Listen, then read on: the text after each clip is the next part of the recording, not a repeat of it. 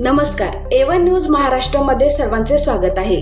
सिन्नर तालुक्यातील पूर्व भागात अलीकडच्या काळात मंदिर फोडीच्या घटनांमध्ये मोठ्या प्रमाणात वाढ झाली असून वावी, शहा, कारवाडी, पंचक्रोशीत चोरट्यांनी अक्षरशः धुमाकूळ घातला आहे.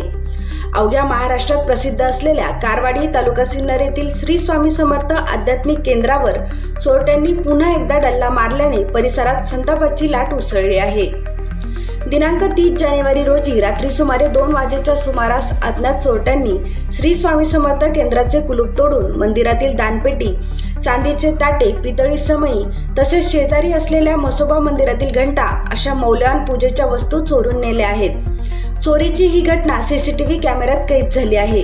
सकाळी उघडकीस आल्यानंतर ग्रामस्थांनी घटनास्थळी मोठी गर्दी केली होती. विशेष बाब म्हणजे काही महिन्यांपूर्वीही या श्री स्वामी समर्थ केंद्रात चोरीची घटना घडली होती. त्यावेळी पूजेसाठी वापरण्यात येणाऱ्या चांदी व पितळेच्या मौल्यवान वस्तू तसेच महागडा ऐवज चोरट्यांनी लंपास केला होता. मात्र त्या घटनेतील चोरट्यांचा ठोस बंदोबस्त न झाल्यानेच पुन्हा अशी घटना घडल्याचा आरोप ग्रामस्थ व श्री स्वामी समर्थ भक्तांकडून करण्यात येत आहे.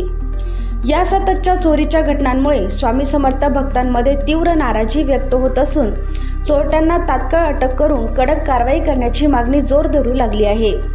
तसेच परिसरातील मंदिरांच्या सुरक्षिततेसाठी रात्री गस्त वाढवणे, सीसीटीव्ही यंत्रणा कार्यान्वित करणे आणि गुन्हेगारांचा बंदोबस्त करणे आवश्यक असल्याचे मत ग्रामस्थांनी व्यक्त केले आहे. सत्य, वेगवान आणि विश्वासार्ह बातम्यांसाठी A1 न्यूज महाराष्ट्र. प्रतिनिधी भाऊसाहेब भांडोरे, सिन्नर.